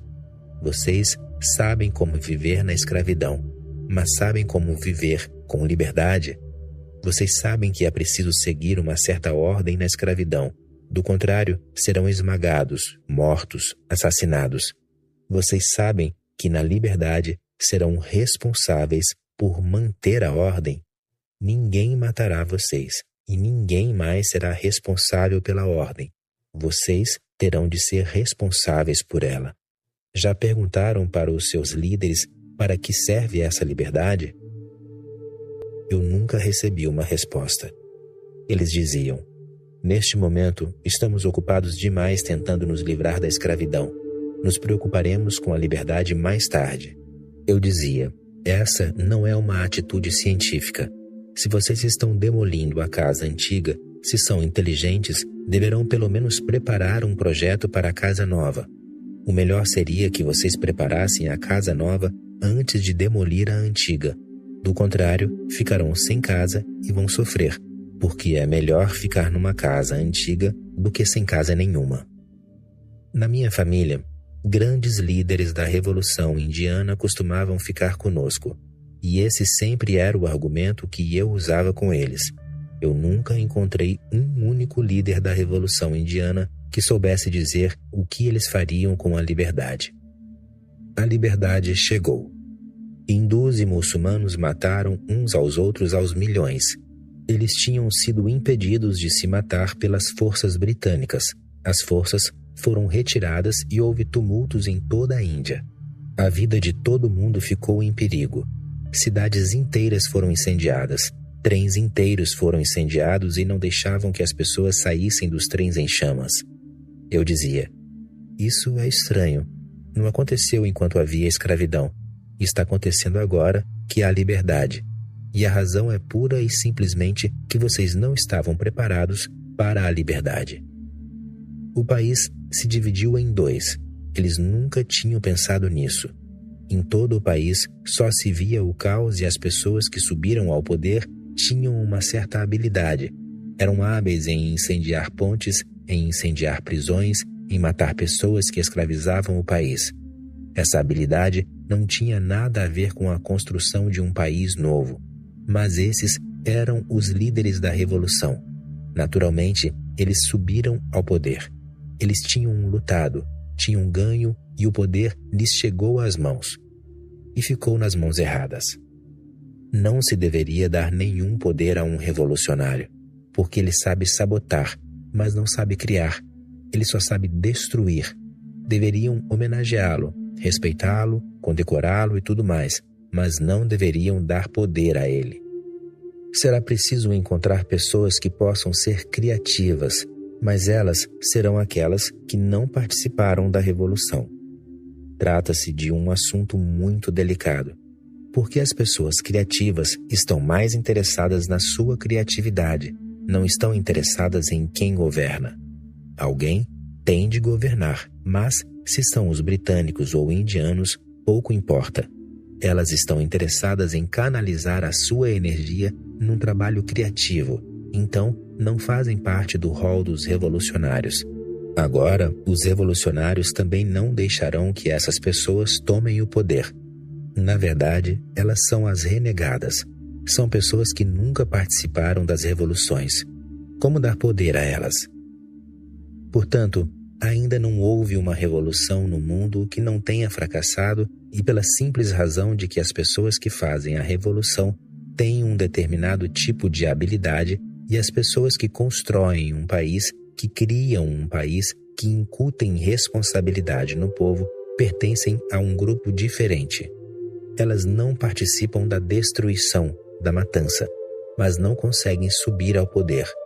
O poder vai para as mãos daqueles que participaram da luta. Por isso, naturalmente, toda revolução está intrinsecamente fadada a fracassar, a menos que o que estou dizendo fique claro. A revolução se divide em duas partes, a revolução de e a revolução para. E é preciso que haja dois tipos de revolucionário, aqueles que se empenham pelo primeiro tipo de revolução, que é a liberdade de, e aqueles que entrarão em ação quando o trabalho do primeiro tipo de revolucionário tiver acabado, em prol da liberdade para. Mas é difícil lidar com isso. Quem seria capaz? Todo mundo tem sede de poder. Quando os revolucionários saem vitoriosos, o poder é deles. Eles não passam para mais ninguém e o país vira um caos. Em todas as dimensões, ele decairá cada vez mais a cada dia que passa. É por isso que eu não prego a revolução. Eu prego a rebelião. A revolução é das massas. A rebelião é do indivíduo. O indivíduo muda a si mesmo. Ele não liga para a estrutura do poder. Ele simplesmente trata de mudar o seu próprio ser, de dar à luz um novo homem dentro de si. E se o país inteiro for rebelde? O que há de mais maravilhoso nisso é que na rebelião, os dois tipos de revolucionário podem participar, pois, na rebelião, há muito para se destruir e muito para se criar. As coisas têm de ser destruídas para que se possa criar. Então, ela atrai os dois tipos. Aqueles que estão interessados na destruição e aqueles que estão interessados na criatividade. Não se trata de um fenômeno de massa. Trata-se da sua própria individualidade. E, se milhões de pessoas participarem da rebelião, então o poder dos países, das nações, ficará nas mãos dessas pessoas, que são rebeldes. Só na rebelião pode ocorrer uma revolução. Do contrário, a revolução tem uma personalidade dividida. A rebelião é única, é uma só. E lembre-se, na rebelião, a destrutividade e a criatividade andam de mãos dadas, apoiando uma a outra. Elas não são processos separados. Depois de separadas, quando elas estão na revolução, a história se repete. A história em questão não está completa. Trata-se de uma bela história mística. Um homem procura um mestre para perguntar até que ponto o homem é independente, livre. Ele é totalmente livre ou existe alguma limitação? Existe algo como o destino, a sorte, a sina, um Deus que cria uma limitação da qual não possamos nos libertar? O místico responde à sua própria moda, não de forma lógica, mas existencial. Ele diz: levante-se. O homem achou essa resposta meio idiota. Estou fazendo uma pergunta simples e ele me pede para me levantar, mas ele diz: vamos ver o que acontece. Ele se levanta. E o místico diz: agora, levante uma das pernas. O homem, a essa altura, já está achando que estava diante de um louco. O que aquilo tinha a ver com liberdade, independência? Mas agora que ele já estava ali, e devia haver uma multidão de discípulos, o mestre era tão respeitado, não obedecê-lo seria desrespeitoso e não havia mal nenhum naquilo. Então, ele levantou uma das pernas, ficando com um pé parado no ar e com o outro no chão. E então o mestre disse: muito bem, só mais uma coisa. Agora, levante também o outro pé. Isso é impossível, o homem disse. Você está me pedindo algo impossível. O meu pé direito já está levantado. Não posso levantar o esquerdo também. O mestre disse, mas você está livre. No início, você podia ter levantado o pé esquerdo. Não havia nada que o obrigasse a levantar o direito. Você estava completamente livre para escolher se queria levantar o pé esquerdo ou o pé direito. Eu não disse nada sobre isso. Você decidiu. Você levantou o direito. Ao tomar essa decisão, você fez com que ficasse impossível levantar o pé esquerdo. Não se preocupe com o destino, com a sorte, com Deus. Simplesmente pense em coisas simples. Qualquer ação que você empreenda impede você de empreender outra que vá contra a primeira. Então, toda ação é uma limitação. Na história, isso fica claro. Na vida, não é tão claro, pois você não pode ver um pé no chão e o outro erguido. Mas cada ato, cada decisão é uma limitação. Você é totalmente livre antes de decidir, mas depois que tomou a sua decisão, fez a sua escolha, cria uma limitação. Ninguém está impondo a decisão. Trata-se da natureza das coisas. Você não pode fazer coisas contraditórias ao mesmo tempo. E é bom que não possa. Do contrário, você viveria num caos. Seria um imenso caos se você pudesse fazer coisas contraditórias ao mesmo tempo. Você ficaria louco. Essa é simplesmente uma medida de segurança existencial. Basicamente, você é totalmente livre para escolher, mas depois que escolheu, a sua própria escolha cria uma limitação. Se você quer se manter totalmente livre, não escolha. É aí que entra o ensinamento da consciência que não escolhe. Por quê? No momento em que você escolhe, você perde a sua liberdade plena e fica só com uma parte dela.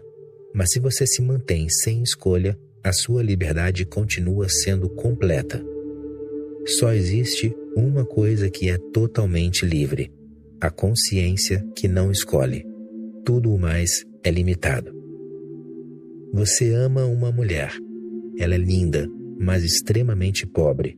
Você adora a riqueza. Existe uma outra mulher que é muito rica, mas é feia, horrorosa. Agora você tem de escolher. E não importa o que escolher, você sofrerá. Se escolher a jovem bonita, ela é pobre e você ficará arrependido de ter perdido toda aquela riqueza desnecessariamente, porque a beleza, depois de alguns dias de convívio, perde o valor, você nem a percebe. E o que você fará com a beleza? Não pode comprar um carro com ela, comprar uma casa, comprar coisa nenhuma. Agora está feito. O que vai fazer? Então, a sua mente começa a achar que fez a escolha errada. Mas, se você escolher a mulher feia, horrorosa, você terá tudo o que o dinheiro pode comprar. Um palácio, empregados, todo tipo de engenhoca, mas terá que tolerar essa mulher. Não só tolerá-la, mas dizer, eu amo você. E não pode nem sequer odiá-la, embora seja horrorosa. Até para odiar, a pessoa precisa de alguém que não seja horroroso, porque o ódio é um relacionamento. E você mal consegue aproveitar esses carros e o palácio e o jardim, porque o rosto repulsivo dessa mulher seguirá você por onde for. E ela sabe que você não se casou com ela, mas sim com a riqueza que ela tem. Então, ela o tratará como um criado, não como um amante. E é verdade, você não a ama. Então, você começará a achar que estaria melhor se tivesse uma casa humilde, comida comum. Pelo menos a mulher era bonita, você teria apreciado